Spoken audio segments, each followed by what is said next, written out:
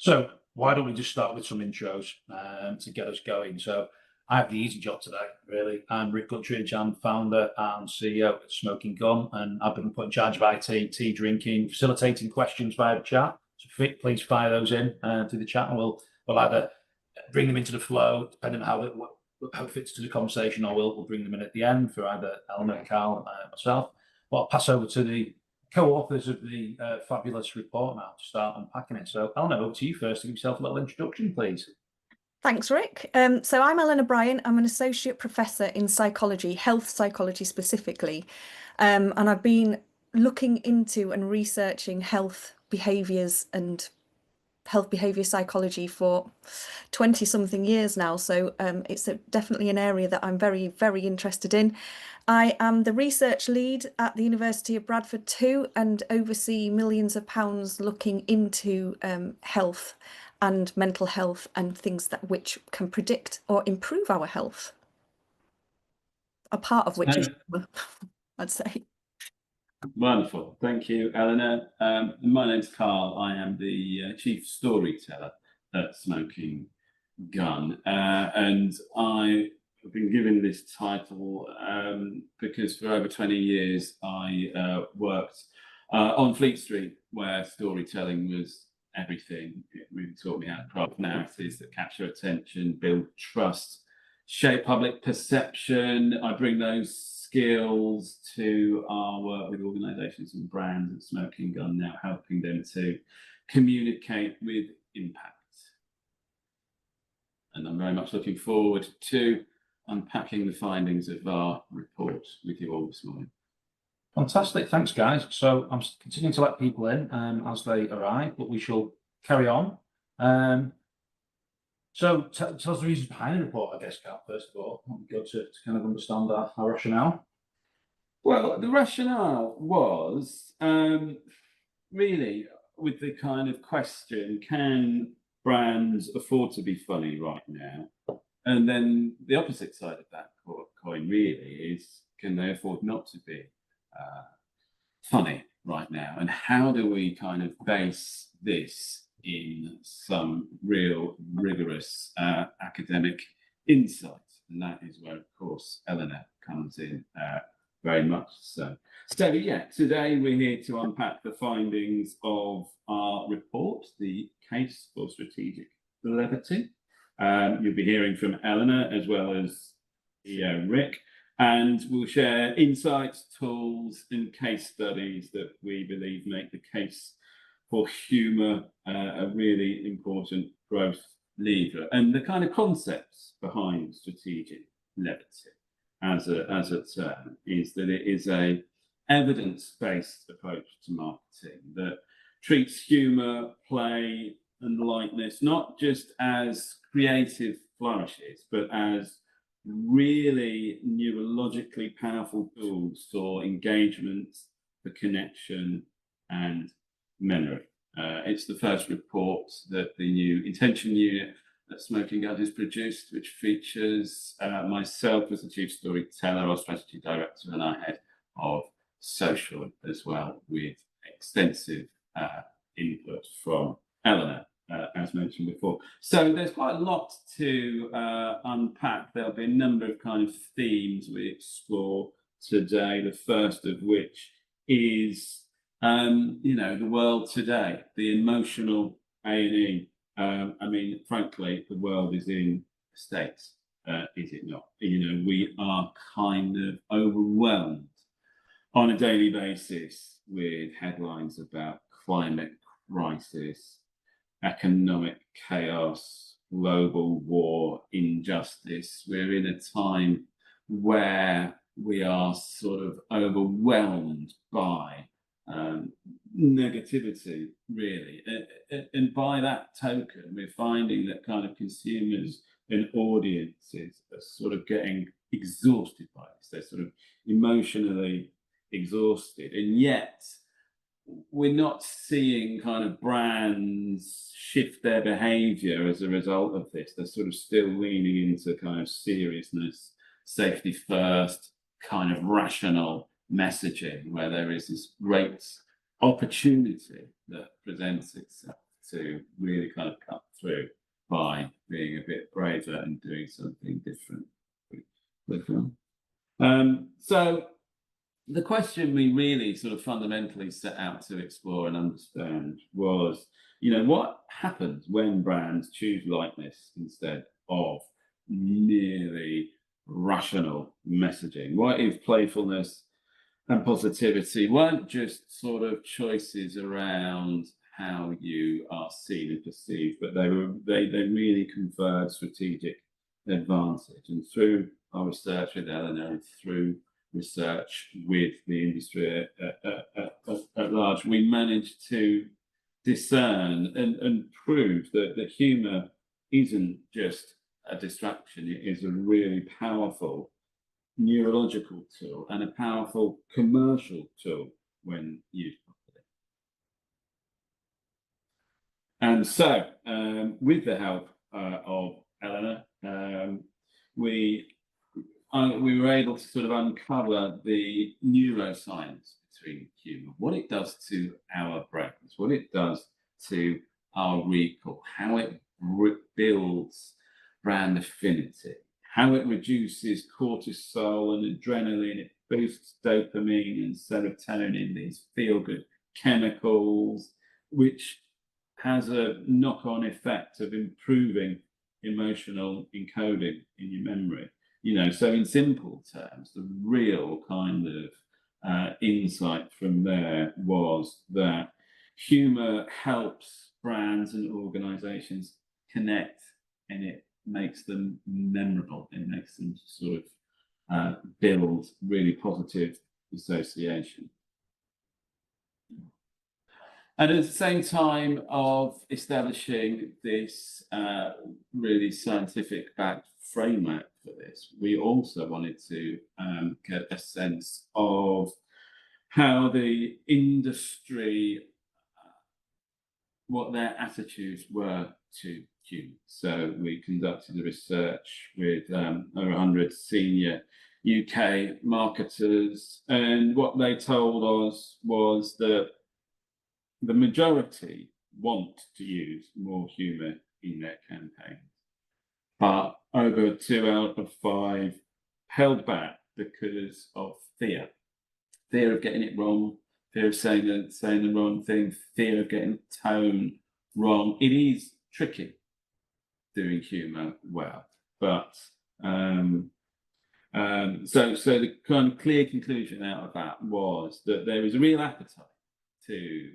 use humour more, but at the same time a really profound anxiety around the risk of it backfiring, which is sort of paralysing kind of people in the marketing industry. So we managed to devise with Eleanor a really good framework, really good advice, really good framework on how to, overcome those fears and use humour skillfully. And then, what is strategic levity? How do we define it? What is it at its absolute heart? It is the intelligent use of humour, positivity, and play to create an emotional connection, that cut through, and commercial value. It's not about being flippant. It's about being really emotionally intentional and driving those results. And of course, results very, very important. We'll go through these later. We have been using humour extensively in our activity across our kind of clients recently, delivering really impressive results that are kind of quite hard to ignore. 900% market growth for Philips air fryers, 4.5 million views for our activity with Original Source, PG tips driving engagement and preferences. These were campaigns and activities that didn't have kind of levity as an afterthought, but as a real kind of strategic foundation. So in conclusion then, before we get to Eleanor, today we'll be really looking into the psychological principles behind humour in communications. We'll share practical tools, checklists you can take back to your teams. We'll dive deeper into how we make Levity work commercially. There'll be time for Q&As too, so please drop your questions in the chat as we go. And really, if there's one thing kind of I hope we leave today with, it is about strategic levity. It's not about making everything funny. It's about making brands feel human again, about moving away from that kind of sanitized, inoffensive, rational activity that is ultimately forgettable, really. It's about using those levers of laughter, surprise, and joy for effectiveness, and as antidotes to the kind of endless horrors that we're kind of exposed to all the time, And so fundamentally, we believe that the brands that dare to play, that connect through this well-just humour, will be the brands that win hearts, minds, share of voice, and consumer respect. And this is the era of strategic levity, because serious marketing doesn't have to be somber, messaging does not have to be mundane, because in times like these, levity isn't optional, it's essential. So, time to talk to the real expert in the room here, Dr. Eleanor Bryant. Thanks for your time today, Ellie, and thank you so much for all your extensive contributions to the report, which really would not exist without your really profound insights and expertise. Thank you. I think it's all true. So I think to sort of kick off, really, I think it's worth trying to sort of establish the kind of the science behind the smile. Why is humour such a sort of powerful psychological and neurological tool? And what is going on in our brain when we find things funny? How is that different from other states we would be in? Well, that's an excellent question. And we have evolved for laughing and humour to affect us emotionally. Is part of how we've evolved socially. So when we laugh or when something is amusing, it triggers the brain's reward systems, so dopamine, serotonin, endorphins, and this enhances attention and motivation and helps us learn, and importantly helps us feel pleasure, and that's really, really important. So it engages the whole brain, activating emotional and cognitive centers, so that's really important for messaging. In addition to that, when we laugh and find things humorous, it also reduces our cortisol and adrenaline, which are our stress hormones. So it actually makes us feel calmer and better. And also it boosts oxytocin. So that's released in the brain when we bond. So that's where the evolutionary aspect has come in. So when we feel calmer and when the oxytocin is released and we feel like we're bonding, it promotes trust and openness. So that's how messages can be accepted, and you create a liking for a brand because of that openness and trust that the brain develops for you. And there's a real interesting sort of alchemy going on there between kind of getting you in a state for sort of learning and taking on these messages and recalling them, and I think crucially believing, isn't it? That's the sort of sweet kind of center of it. Yeah, well, with humor, it enhances memory by creating a particular tag on a message. So it's used a lot in education. We've known about this for years. It's just not utilized effectively as a tool often. So if something makes you feel good, your brain remembers it because it's different. and the emotional tag of that makes it easily recallable. So it makes you feel good, it makes the message different, and it bypasses a lot of the negativity that we're surrounded by. So it makes that message really, really stand out. Yeah. I think that negativity is important, isn't it? To kind of counteract. I think the sort of terminology you use in the report is describing our kind of current landscape, our current environment as a sort of emotional A&E. I mean, what is this doing to us? How you know, this sort of how does that affect the way consumers sort of process brand messages then? If we're constantly in this state of sort of stress and misery and kind of sort of horror.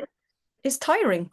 It's tiring. We've experienced it. We experience it all the time. And so what happens is we become so saturated with negativity and doom. If there's anything that messages negativity or doom to us, we just ignore it. We create a psychological distance to that message because we're just sick to death of it and we've had too much. So that's why I suppose using Levity, it's an emotional relief. It's a cognitive and emotional relief. Whereas if there's a doom message, it gets ignored and resisted because we've just had too much of it. And that's the main reason, really. It's just we need some light in these times of darkness. It's a sort of presumably an evolutionary sort of survival mechanism, is it? Sort of deeply buried from our. Well, yeah, when we're saturated with all this negativity, it sparks fight or flight as well. And so when we're in fight or flight, it's not optimal for learning and remembering anything anyway. We need to be relaxed and calmer to be able to remember and learn things effectively. So if a doom message comes up in this negative time, then it just will not be remembered because it's making us more stressed. So anything that makes us more relaxed and calmer will be remembered much more easily, and it's different. So our brain likes it and holds on to it. I think we've got the doom scroll scenario we're talking about is familiar to us all, and sort of the context of where we are, right now with all the geopolitical stuff and everything you touched on.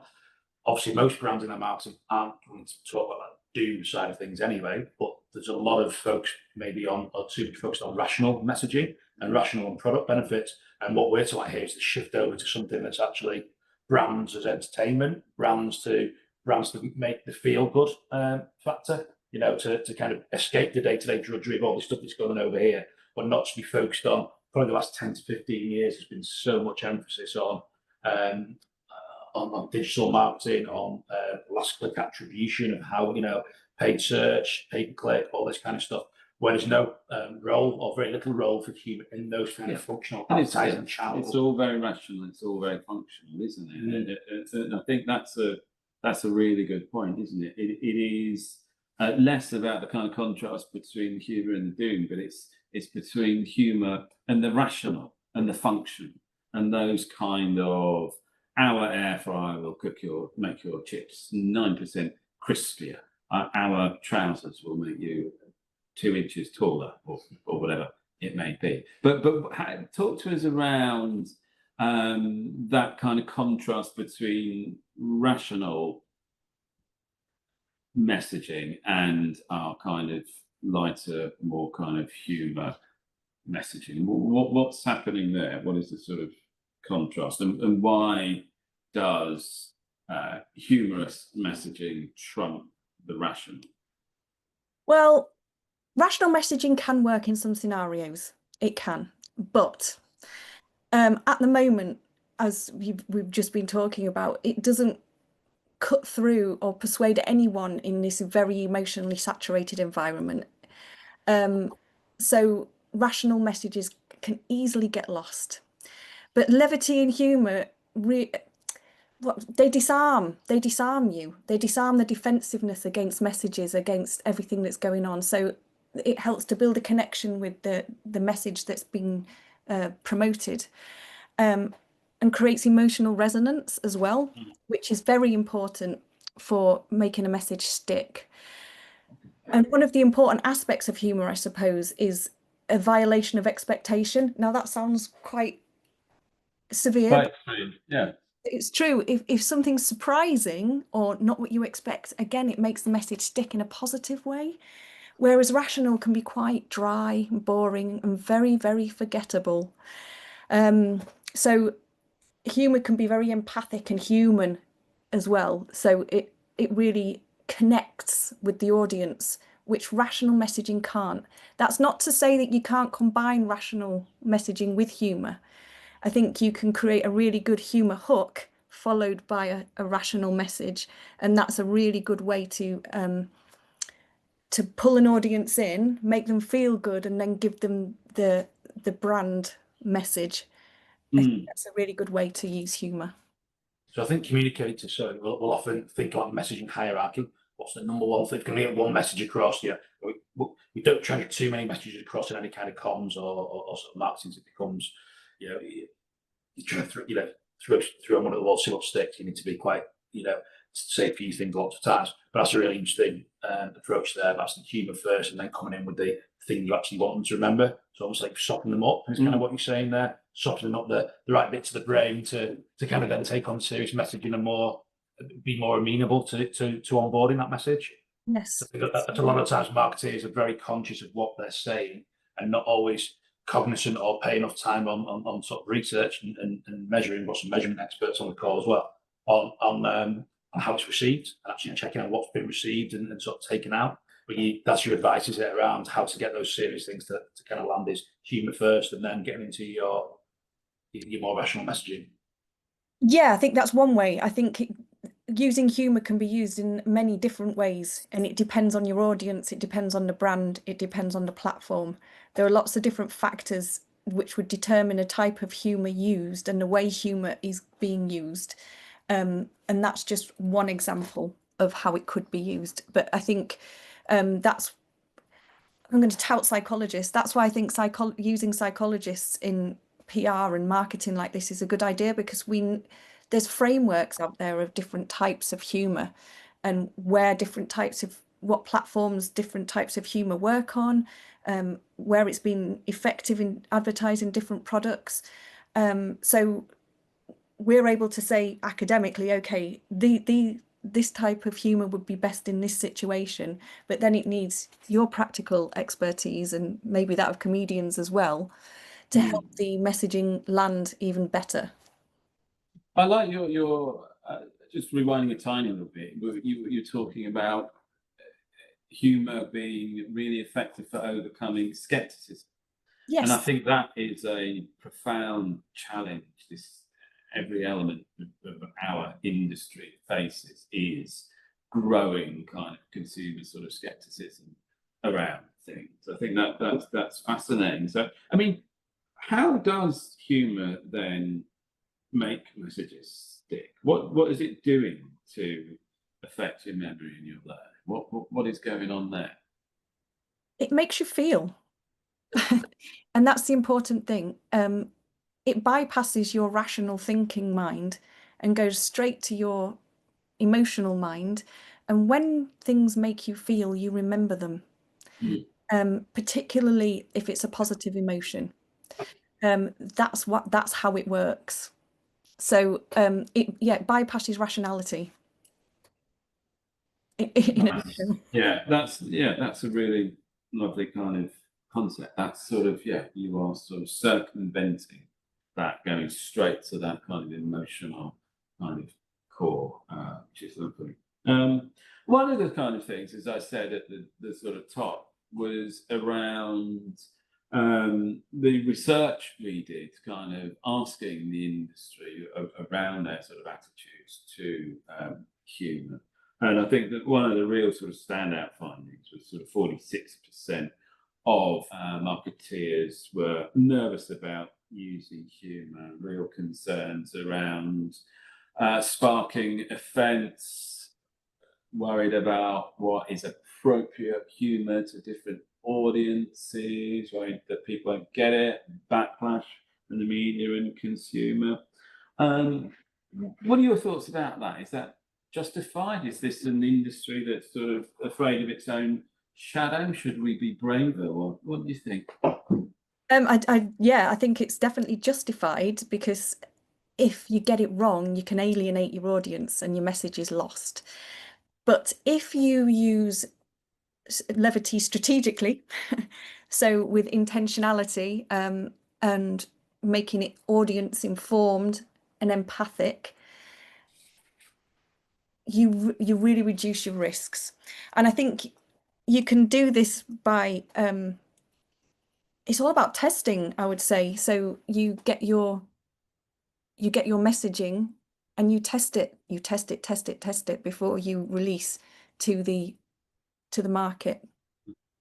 But yeah, you can get it wrong. So there's a definite list of do's and don'ts that need to be followed with humor. So yeah. Where do we start then, if we are a brand that has always approached our kind of marketing efforts with sort of rational messaging? Where do they start? What is the sort of framework that you're sort of referring to there, that they can sort of help them explore levity and humour? What are the sort of guardrails?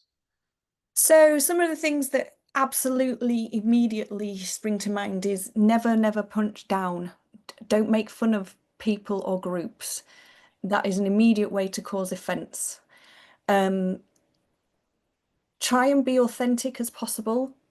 Humour that's really polished and curated can come across as very insincere and won't land very well. It needs to be aligned with the brand as well. So make sure the humour is related. I would also say you absolutely have to tailor the humour to the group you are targeting. So if you were wanting to target, I don't know, boomers, you would use very different humour than if you were targeting Gen Zs. And you would use a different platform too. So know your platforms and know which humours transfer well or communicated well on different platforms. A meme might win on Instagram, but it would not work very well in print, for example.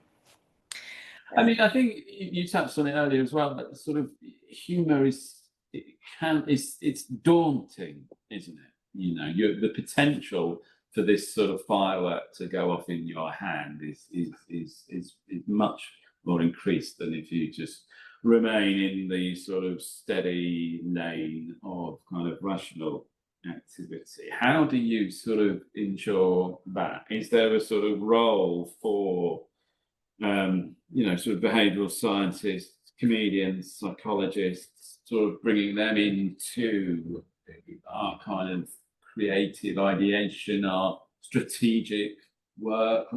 How do we kind of make humour operate on that kind of sincere, kind of meaningful level, rather than that sort of slightly ill-judged, sort of tokenistic level?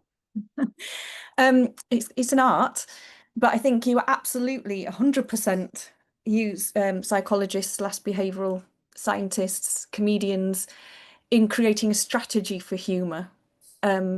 So psychologists, behavioural scientists can bring the academic rigour to help with using the right strategies for the right people, for the right platforms, whereas a comedian would be able to help with the content, the aim, and the timing, the twists, and how it lands with an audience.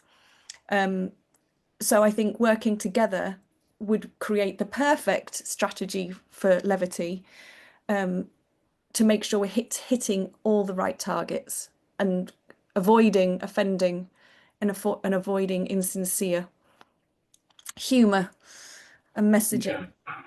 There's some good insight from Jack Kelly in our report. He is an acclaimed stand-up from Manchester, and he kind of he sort of reiterates that. Really, I mean, one of the interesting things he said is there's no strategy in comedy, only structure. So it is about humour operating on instinct, relatability, and rhythm. And that is where you are in that sort of world of combining our sort of marketing messaging with kind of real authentic activity there. And he says, you know, every joke has a victim, but it's about where you aim. Do not be punching down. Don't make the joke in front of the person you're referencing. And also, as you might expect from a sort of comic, he sort of urges, you know, brands and organizations not to sanitize their kind of activity. And what you start out with is, oh, we'll be funny, we'll push the envelope, and then it goes through so many layers of approval that what you get at the other end is this sort of kind of flaccid sort of thing. And he sort of says, you know, you can really tell when something started off funny, but they played it safe.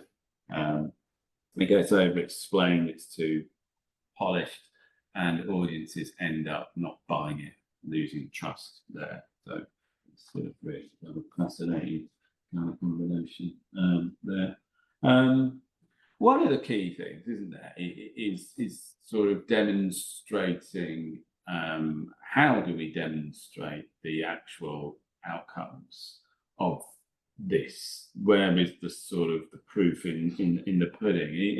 In sort of putting together this research and this sort of study for us, Ellen, what were the kind of, did you manage to find many tangible links between kind of emotional tone and commercial outcomes, sort of purchase intent, brand preference? What does the academic literature tell us about that? There's actually quite a big literature on marketing, humour, and generally it can be mixed because they do look at when humour doesn't work. But when humour does work, it works exceptionally well.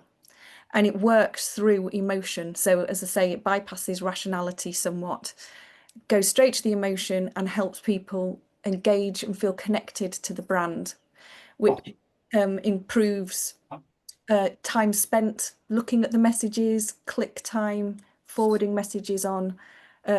So that tends to be a large part of the literature looking at humour that is very, very effective. There's risk and reward there, is what we're talking about. So when things go wrong, people want to understand, you know, everyone likes to try and learn from when things go wrong, but getting it right can kind of land. I guess the Jaguar team right now sat there going, right, did their rebrand work, or has that become a joke in the wrong sense? But it's certainly got the whole world talking. They've never had more eyeballs on their brand than the last sort of 6 months or so. You know, really interesting. But perhaps just talk us through your light test, mnemonic around helping brands to think around, you know, the framework and guardrails before they activate the events. I think that's a really nice, simple framework for our audience to kind of learn from and perhaps try out themselves. Okay, so there's a nice little acronym, it's LIGHT, the light test. So when you're thinking of messaging, the first thing is to think of is your message legitimate to the brand? So L. Is it inclusive? Is it grounded in insight and evidence? Is it human? Are you aiming it at the correct audience? And is it tone sensitive or tasteful? So light, legitimate, inclusive, grounded in insight, human first, and tone sensitive. So has any messaging that goes out, I think, has to pass the light test every time. Very nice, Ellie. I mean, and you know, if our guests today do nothing else, what is the sort of one thing that they can do from today to start shifting towards this more strategic, effective, kind of Levity informed approach, do you think? Ooh, that's a good question. I would look at the messaging that they've got and see how levity, strategic levity, can be brought into a different aspect of that messaging. It doesn't have to be the whole message. It can just be different parts. It can be levity for different platforms. But where in your message can you bring in some levity? And levity doesn't have to mean rolling around on the floor in hysterics. Levity can just be, oh, yeah, makes you smile. It just, oh, surprises you a little bit. It doesn't have to be hilarious. It just has to be a bit different and a bit lighter. So humor is all about evoking positive emotion. So it's how does the message make you feel? That's what levity is about. Making sure that the message makes the audience feel good. Making them feel, that's the key. Eleanor, can I just ask you quickly to remind me what the I was in light? I was scribbling down on a Sure. Inclusive. inclusive, that's it, thank you. Eleanor, there's been some good questions in. Phil Lynch asks, I'm looking at this as levity being a proxy for the use of a range of heightened emotions to engage audience. So my question, Phil says, is does humour offer any advantage over other emotions, e.g. kind of warm, sentimental feel of a John Lewis ad? A very good question. That is a very good question. I would say that sentimentality can also have an edge of not negativity, but can be a little sad at times. So it can hit differently to humour. Humour's definitely more positive, and I would say is more of a dopamine release. It's a reward, it's pleasure, it motivates.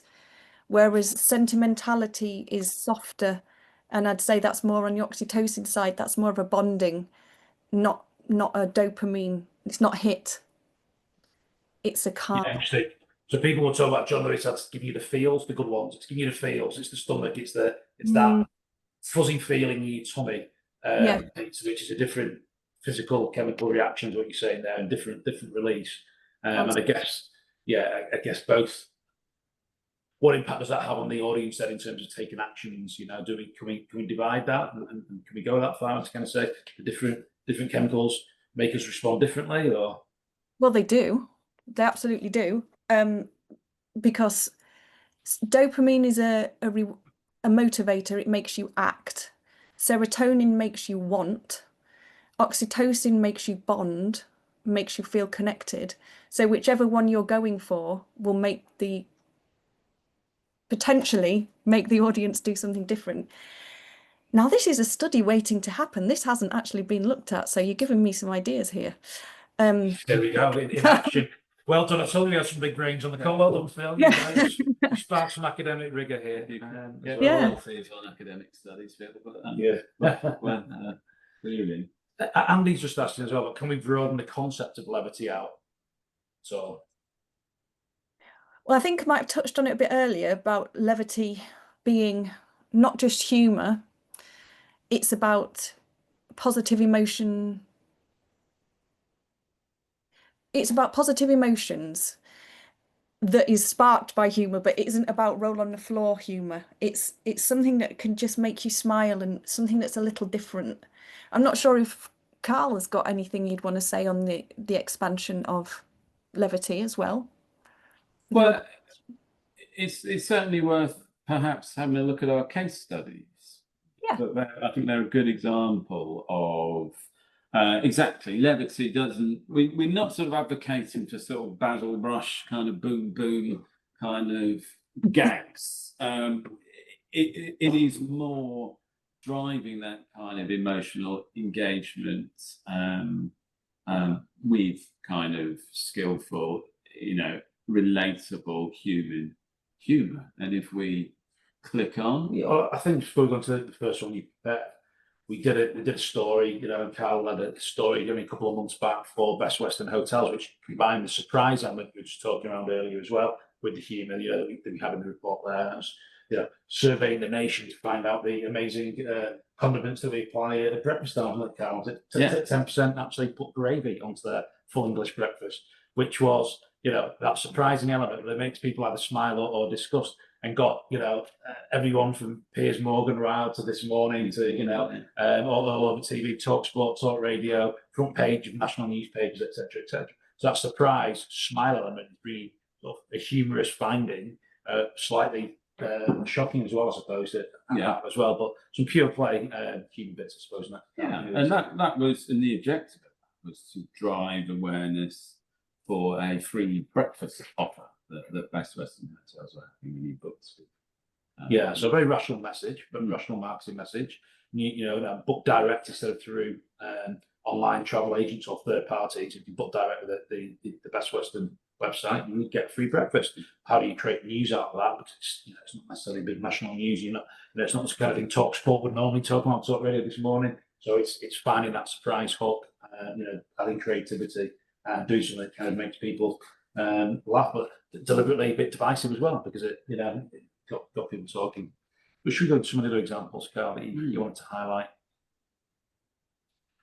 So Philips coffee machines. The challenge here was very, very crowded marketplace. Some real kind of leaders in DeLonghi and Slade who are really associated with making coffee. Philips not really associated with making coffee at all, and also their machines are rather expensive. So the sort of strategic levity here was hooks around Valentine's Day by using Sam Thompson's Zara McDermott and Pete Wicks in some really kind of light-hearted influencer content that really drove really, really great results for them. Reached 2.3 million people, 1.5 million video views. It's resulted in them doubling market share as well. And this was really about how do we build that recall that Eleanor was talking about? How do we kind of start kind of building those associations there? And it's through humour, through can we play that? Yeah, we can run VT. It's the 80s. Or maybe not. 1 second. What's that? You didn't get up today or what? I guess I didn't get it up. Well, I guess I could do it exactly how you like it. Yes, please. Hot Stevie, please. Don't worry, Sam. I know what you want. Yes, you did.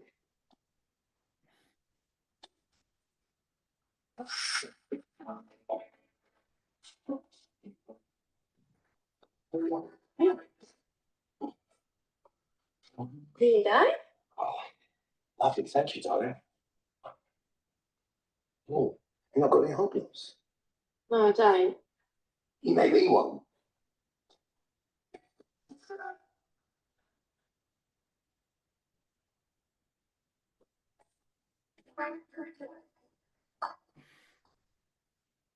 So I think that works as well, Carl. Topicality around Valentine's Day. It's tapping into culture. So those three people are known by our audience.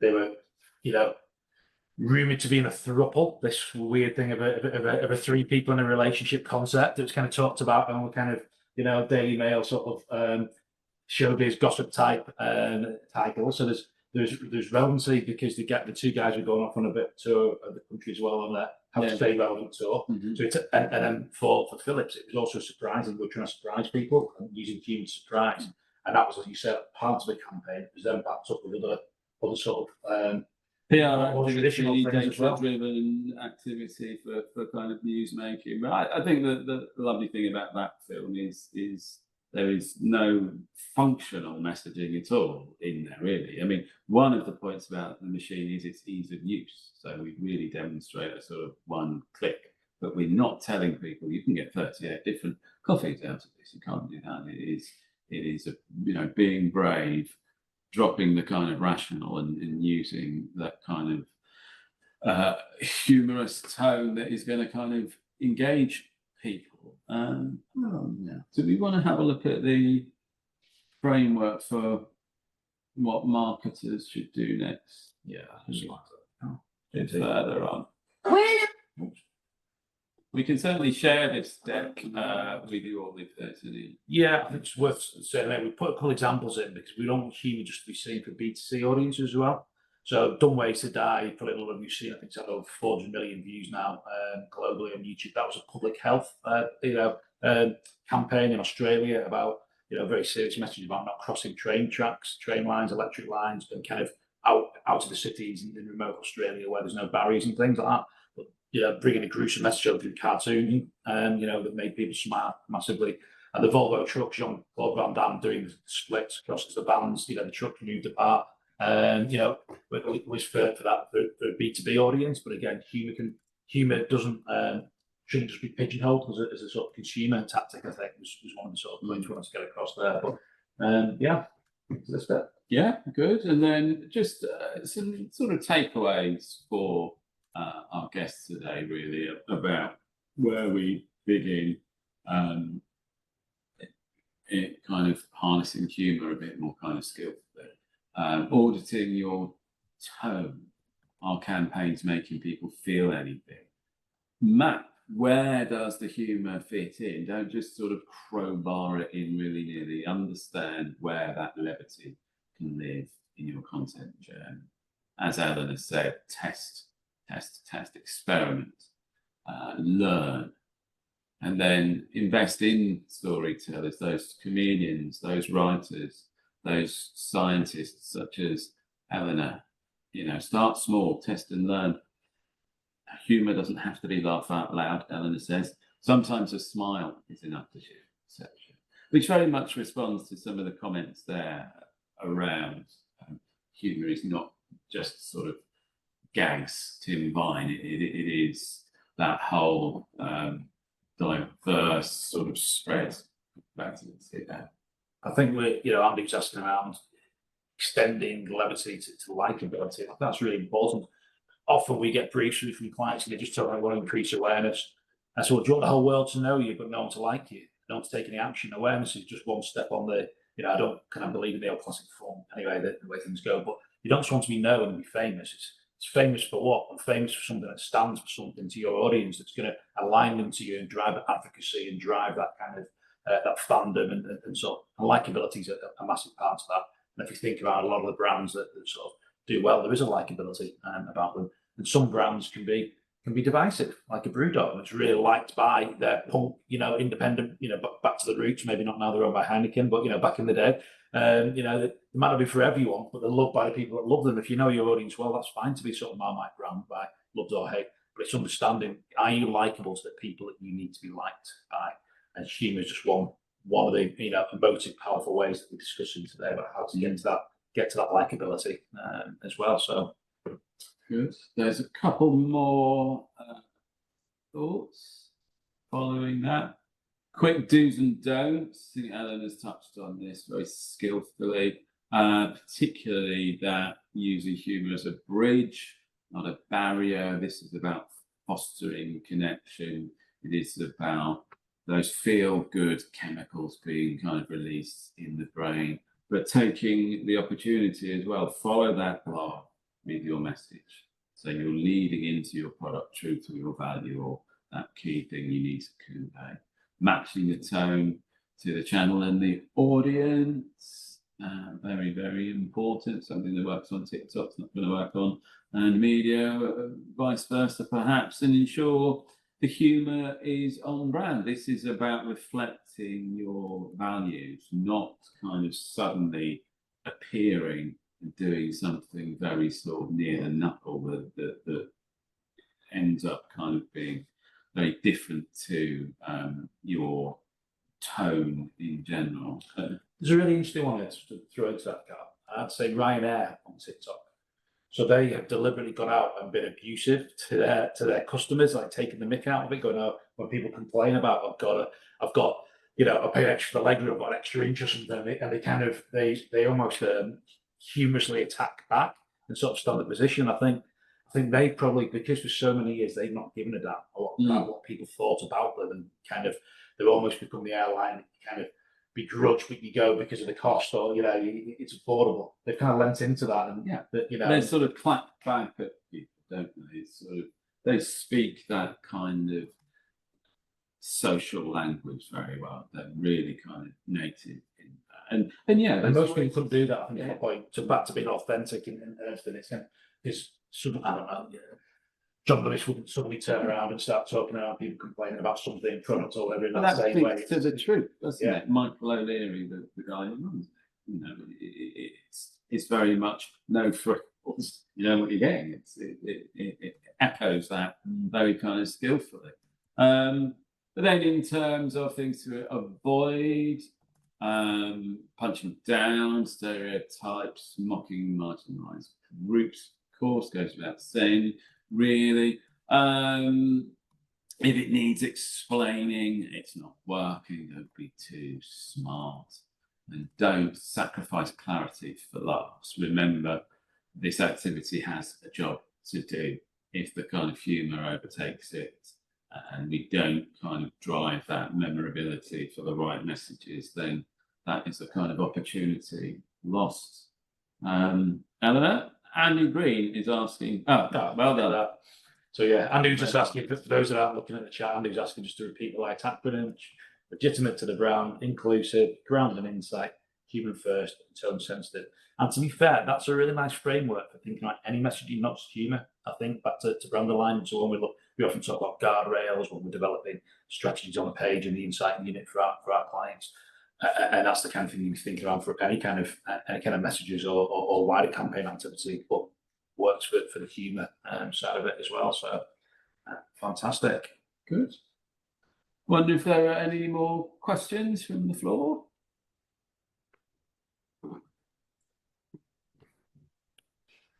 So Phil, human has immediacy, but on the third or fourth time of telling, does the reaction change from surprise to satisfaction, become more comforting in a wait for the punchline kind of way? Can I share some good news, please, folks? You can. Our jobs are safe. I've just put into chat. What can you create a joke around strategic levity? And it's come up with, what's the difference between strategic levity and sarcasm in a budget review? One gets you a round of laughs, the other gets you a round of redundancies. Our jobs are safe. Yes, absolutely. Yeah, absolutely. So someone tagged me in a PR joke the other day. How many PRs does it take to change a light bulb? 3, 1 to hold the bulb, and 2 to spin the ladder. So again, I thought we're safe on that as well. So Eleanor, Phil's asked the question there about the immediacy. Does the reaction change over time? Have you got any thoughts on that? I'm not sure is my answer to that. I'm not sure. No, I don't know. I guess it depends on the content, Phil. But in Eleanor, Yeah. I think my point is, you know, when like the moment you hear a joke first time, yes, it's surprise and it's laugh out loud funny. But I think sometimes when you watch something that is funny repeatedly, you're like anticipating the punchline, you know what's coming. So it's more the comfort of a conclusion rather than any sense of surprise.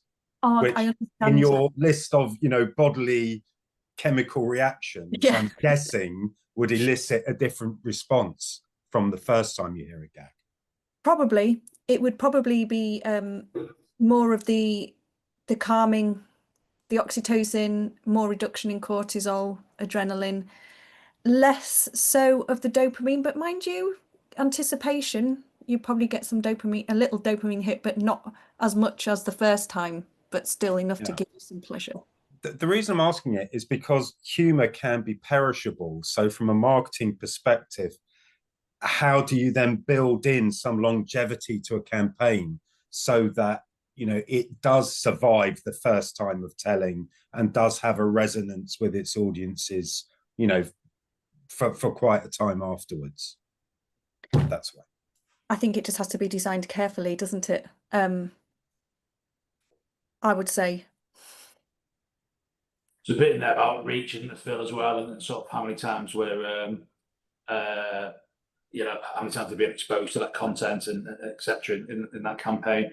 I think Philip has just asked a good question as well. Humour very, very subjective. So Philip is a content writer for the beauty brand Absolute Collagen, going through new tone of voice and brand guidelines, which is always a fun thing to do. Key targets women aged 40 to 55. It can be hard to cater for all. Absolutely. And I know within us, in our intention unit, we often look at the psychographics rather than the demographics.